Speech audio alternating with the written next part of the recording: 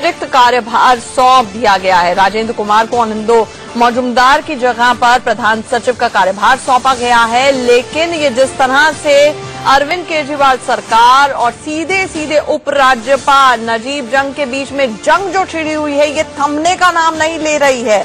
आपको बता दें कि आज जो आनंदो मजूमदार हैं, जिन्हें प्रिंसिपल सेक्रेटरी के पद से हटा दिया गया था केजरीवाल सरकार द्वारा, सिर्फ और सिर्फ इसलिए कि उन्होंने गैमलिन का ऑर्डर इशू किया था, उन्हें अपने कमरे से लॉकआउट तक कर दिया गया। यानी कि उनका कमरा सील था, वो अपने कमरे में नहीं जा पाया गया था केजरीवाल सरकार द्वारा, सिर्फ और सिर्फ इसलिए कि उन्होंने गैमलिन का ऑर्डर इशू किया था, उन्हें अपने कमरे से लॉकआउट तक कर दिया गया। यानी कि उनका कमरा सील था, वो अपने कमरे में नहीं जा पाए, मीडिया में बात आई, उसके बाद कमरा खुलवाया गया। अब ये खबर आ रही है कि आनंदो मजूमदार की जगह राजेंद्र कुमार प्रधान सचिव बनाए गए हैं।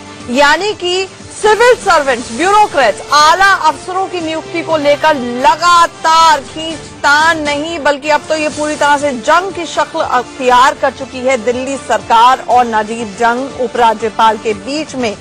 अरविंद केजरीवाल का सीधे सीधे आरोप ये है कि बीजेपी जो है वो ब्यूरोक्रेट्स के जरिए दिल्ली पर राज करना चाहती है, जबकि मनीष सिसोदिया, उन्होंने ये कहा था कि तख्ता पलट बीजेपी कराना चाहती है।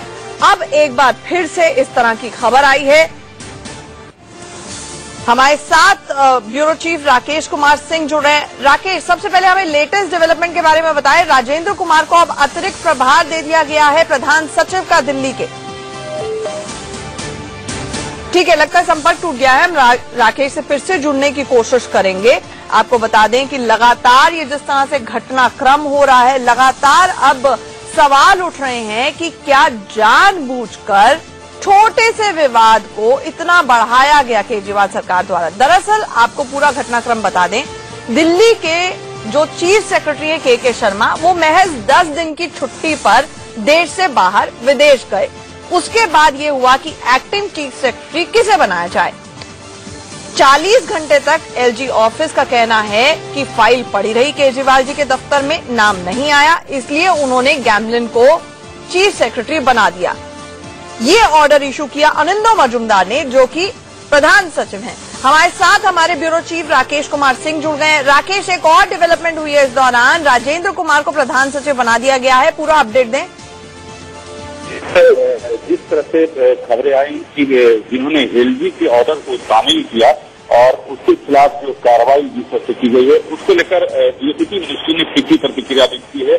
और इंडिया ने इस एक्सक्लूसिव बातचीत में डीओपीटी के मिनिस्टर जितेंद्र ने सीधे तौर पर कहा कि इससे न केवल आईएएस अधिकारियों के मनोबल पर असर पड़ता है, बल्कि जो उनके जूनियर अधिकारी हैं या सीनियर अधिकारी हैं, उस पर सीधे तौर पर असर पड़ता है और इस तरह की कार्रवाई नहीं होनी चाहिए। तो एक तरह से जिस तरह से अरविंद केजरीवाल की सरकार आईएएस को लेकर जो उनकी छवि बनी है, उस पर तीखी प्रतिक्रिया है मिनिस्टर ने। और इससे भी ज्यादा हैरानी की बात यह है कि मजूमदार जिससे नाखुश थे अरविंद केजरीवाल, उन्हें अपने कमरे से ही लॉकआउट करा दिया गया। इस बड़ी खबर पर हमारी नजर बनी हुई है लगातार और घटनाक्रम बढ़ता चला जा रहा है। दिल्ली सरकार और उपराज्यपाल नजीब जंग के बीच की जंग और आगे बढ़ती चली जा रही है। आपको बता दें कि आज केजरीवाल सरकार ने प्रधान सचिव आनंदो मजूमदार के दफ्तर पर ताला लगा दिया। हालांकि मामला मीडिया में आने के बाद उनका दफ्तर खोल भी दिया गया। आनंदो मजूमदार का दफ्तर सचिवालय के 7वीं मंजिल पर है। आपको बता दें कि उपराज्यपाल के आदेश के बाद आनंदो मजूमदार ने ही शकुंतला गैमलिन की मुख्य सचिव का कार्यभार सौंपा था, इस बाबत निर्देश जारी किया था, जिसको लेकर अरविंद केजरीवाल खासे नाराज थे। अब नए प्रधान सचिव राजेंद्र कुमार बन गए हैं। इस पूरे मामले को लेकर केंद्र का रुख बिल्कुल कड़ा है। पीएमओ में राज्य मंत्री जितेंद्र सिंह से बात की इंडिया न्यूज संवाददाता राकेश सिंह। गैमलिन के मुद्दे को लेकर दिल्ली के मुख्यमंत्री अरविंद केजरीवाल ने जो बातें कही, हमारे साथ बातचीत करने के लिए DOPT minister doctor Jitendra Singh साहब हैं। डॉक्टर साहब, जिस तरह से बातें कही गई एक अधिकारी के खिलाफ एक्टिंग चीफ सेक्रेटरी की नियुक्ति को लेकर, क्या कहेंगे आप?